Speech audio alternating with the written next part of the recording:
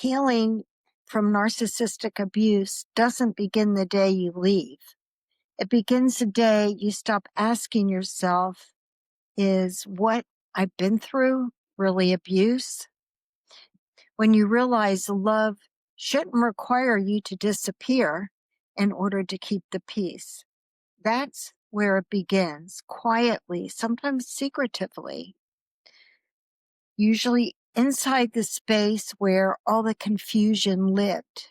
And that's where Annie found herself. This is her story, and I'm telling it for her.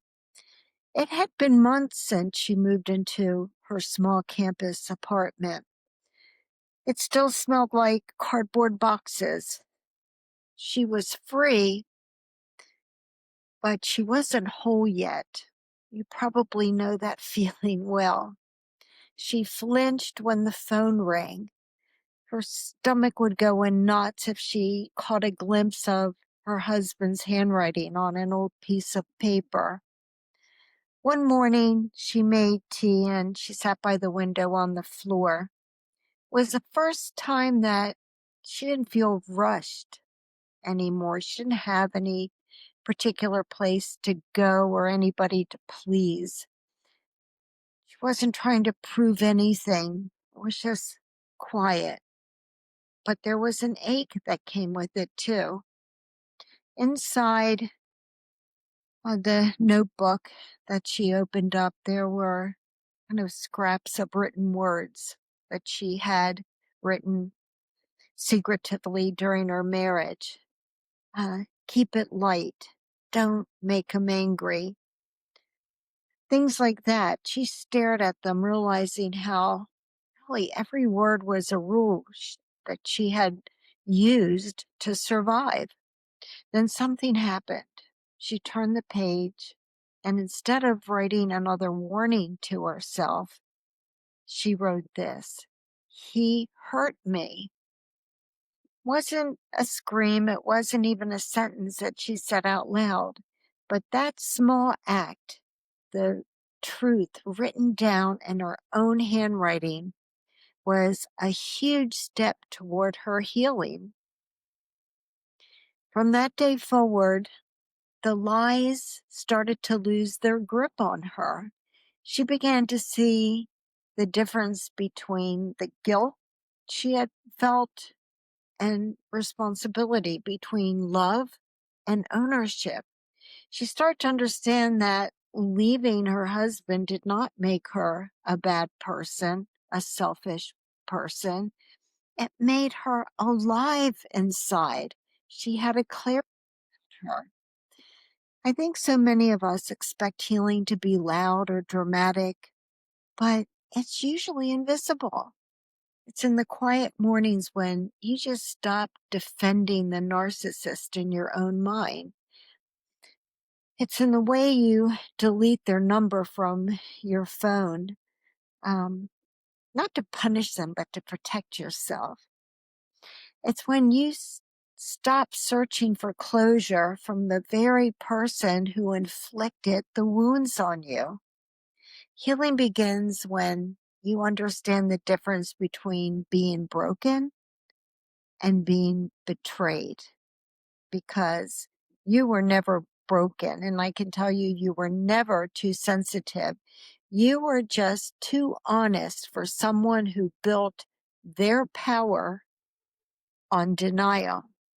And the moment you name what happened to you, the shame starts to belong to the right person, the narcissist, not you.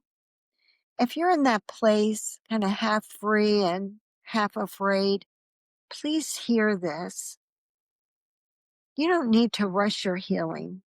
All you need to do is start believing in yourself. This one's for the one who hears the narcissist's voice in their head and still wonders if they imagined it. For the one who's been told, move on, as if all of this was a choice to be made. And for the one who just is now realizing that peace doesn't always feel peaceful.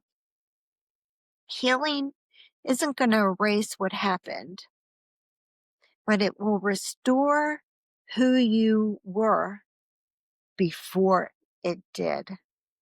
It's not about forgetting the pain. It's about remembering your worth.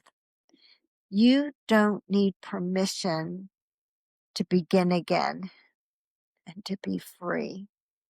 You just need the truth. I'm Keil Hackley, attorney, author of the book Undercurrent, and your host here. Today's story, which I call Where the Healing Begins, reminds us that understanding is not weakness. It's the doorway to freedom. In Annie's journey, I hope it shows that healing starts not in the moment of escape, but in the moment of recognition. That's so important. If you're still finding your way out, or you're finding your way back to yourself, I want you to know that you're brave and I honor your courage. And I want you to remember that you are stronger than you ever believed. You are a warrior against narcissistic abuse, and you are tenacious, and you're never going to give up on what's important to you.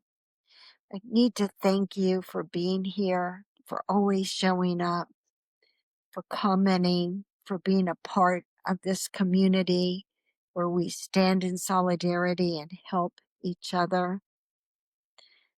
And until next episode, just remember, take good care of yourself, and I will see you very soon. Thank you again. Bye.